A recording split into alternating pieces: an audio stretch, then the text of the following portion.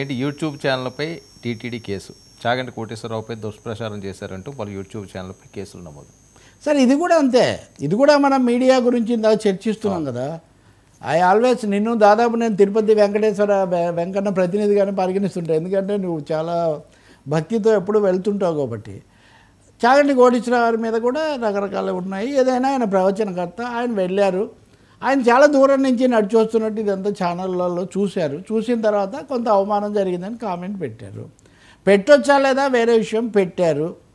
పెట్టిన తర్వాత తప్పు అనుకోండి. అది ఆయన నేరుగా తీసుకెళ్ళొచ్చు కదా, ఇంత దూరం ఎందుకు నడిపించారు ఆయనకి. పైగా ఆయన ఈ సలహాదారుగా కూడా ఉన్నాడు. సలహాదారుగా నియమించవచ్చునా లేదా కూడా చర్చ నడిచింది. దీని మీద కొంతమంది కామెంట్స్ చాలామంది పెట్టారు. ఆ ముగ్గురు మీద కేసులు పెట్టారు. ఇతర కారణాలు నాకు తెలియదు, నేనేం వాళ్ళని సమర్థించట్లేదు.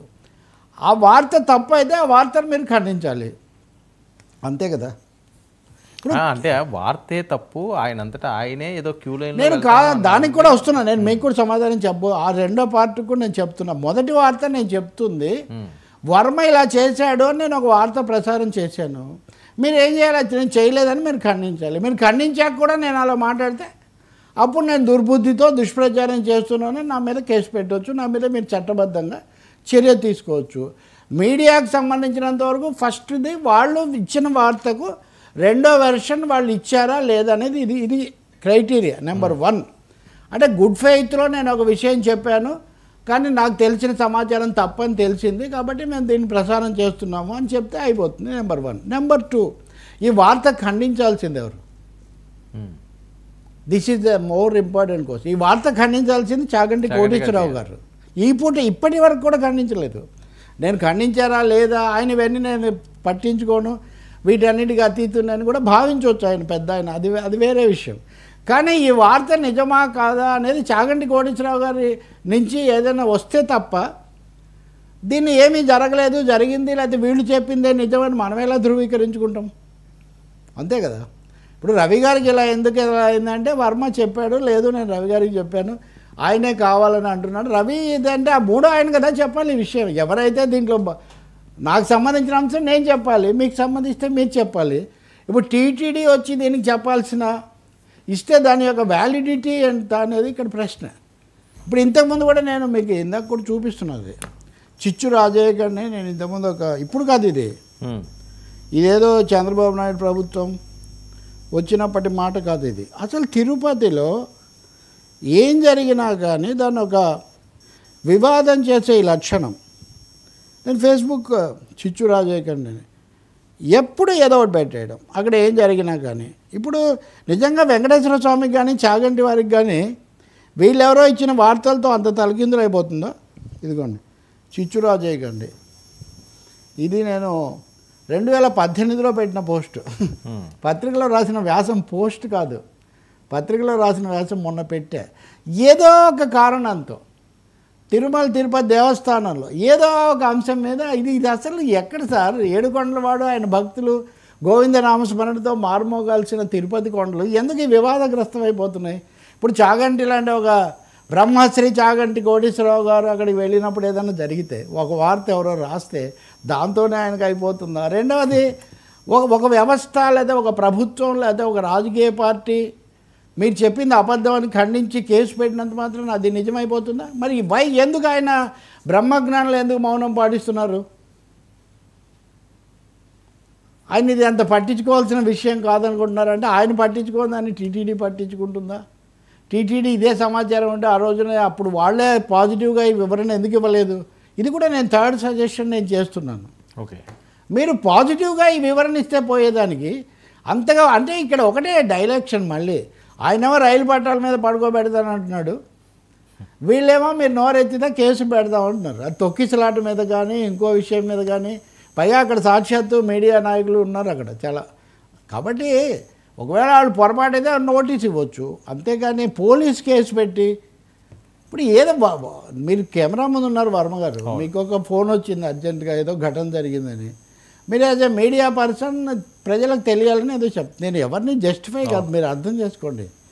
మీరు ఒక మాట చెప్తారు, చెప్పగానే నేను నీ మీద కేసు పెడతానంటే దుర్బుద్ధితో ఉంటే ఎవరికైనా ప్రజలకు నష్టం జరిగితే అప్పుడు కేసు పెట్టాలి. సార్ ఏడుకొండల వాడికి కానీ చాగంటి వారికి కానీ ఆ 3 వార్తలతో తలకిందులు ఏదేం లేదు సార్.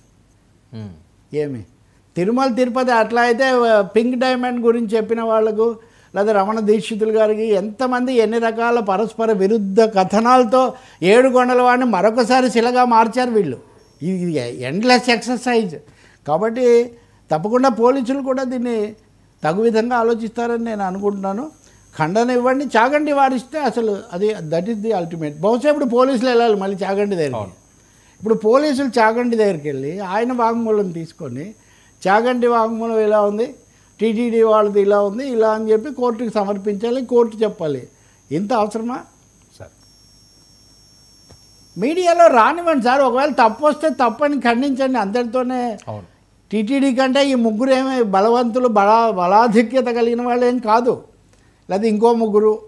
ఇది రేపు నేను ఎందుకు చెప్తున్నా అంటే 3 దగ్గర ఆగుతుందని లేదు ఈ ప్రక్రియ మొదలైతే. అవును, 4 దగ్గరికి వస్తుంది, 5 దగ్గరికి వస్తుంది, లడ్డూ సమస్య వస్తుంది, తొక్కిసలాట వస్తుంది, చాలాసార్లు చాలా అంశాలు ఉన్నాయి. ఇప్పుడు మహాకుంభమేళాలో ఎవడి మీద కేసు పెట్టాలి సార్? గంగా నదిలో మునుగుతామని వెళ్ళి 40 మంది పోయారు పాపం. 12 ఏళ్ళతో 140 అంటే 12 × 12 144 ఏళ్ళకు వచ్చిందని వాళ్ళు పోతే ఎవరు బాధ్యత తీసుకుంటున్నారు వీటికి? అందుకని హడల కొట్టే కార్యక్రమాలు వద్దు సార్ మీడియాను. వాళ్ళ మీద చర్య, వాళ్ళని పిలిచి ఒకసారి పొరపాటు అని చెప్పండి, అంతటితో అయిపోతుంది తప్ప దాన్ని సమాజం అందులో ఆధ్యాత్మికత అన్న చోట క్షమాగుణం కూడా, ఓర్మి కూడా ఉండాలి, క్షమాగుణం కూడా ఉండాలి. అంతేకాని ఈ ప్రతి చోట దండాయుధం జలిపిస్తామంటే అది సరికాదు సార్. సార్ మరొక కీలకమైన అంశం, ఎన్టీఆర్ గారికి ఇక భారతరత్న లేనట్టేనా? మీరు ఇంకోటి కూడా అండి, ఆ దర్శనాల మీద ఒక క్లారిటీ ఇవ్వండి సార్. ఈ దర్శనాలు రద్దయిపోయాయి అంటారు, ఇది లేదంటారు, అదే అంటారు, ఇవన్నీ మీడియాలో వచ్చేస్తున్నాయి రాను రోజులు. ఇది వాట్సాప్ గవర్నెన్స్ రోజులు కదా ఇవి. అది కూడా ఉన్నదండి, టీటీడీలో వాట్సాప్ కూడా పెట్టారు. అందుకని టీటీడీలో వాట్సాప్ ఏఐ కూడా పెడతా ఉన్నారు, ఈ సందేహాలకు అనుమానం లేకుండా చేసేయండి అసలు ముందే పారదర్శకంగా. అయినా వ్యాఖ్యలు వస్తాయి. అవును, బహిరంగంగా జరిగే వాటి మీద బహిరంగంగా పదుగురాడు మాట పాడి అయి ధర జల్లు అంటారు. 10 మంది మాట్లాడింది అది వస్తుంది. దాని మీద అంతా శిక్షలు వేయడం, కేసులు పెట్టడం, అది ఇంకా ఒకటి చెప్తున్నా lastly Varma, maybe I'm extending, కొంచెం ఎక్స్టెండ్ చేస్తున్నా. సుబ్రహ్మణ్య స్వామి మాజీ ఎంపీ బీజేపీ, ఇప్పుడు అవునో కాదో నాకు తెలియదు కానీ ఆయన కూడా ఆంధ్రజ్యోతి మీద కేసు పెట్టాడు. ఇంతకుముందు ఏమని, ఇదిగో ఈ కథలన్నీ తప్పు, ఇదంతా చేశారని. కోర్టు ఏదో దాని మీద విచారించింది. అంటే అప్పుడు వాళ్ళ కేసు, ఇది రాసిన వాళ్ళ మీద కేసు, ఇప్పుడు ఈ కేసు, ఈ ఎండ్లెస్ అయిపోతుందండి కేసులు. మీరు అధికార వ్యవస్థగా ఉన్నప్పుడు దాన్ని ఎదుర్కోండి, తప్పనిసరి ప్రజా భక్తుల కోసం ఏదైనా కావాలంటే కోర్టులోకి వెళ్ళండి తప్ప పంతాలు పట్టింపులదిగా ఇది మారకూడదు. సార్ ఎన్టీఆర్ గారికి ఇక భారతరత్న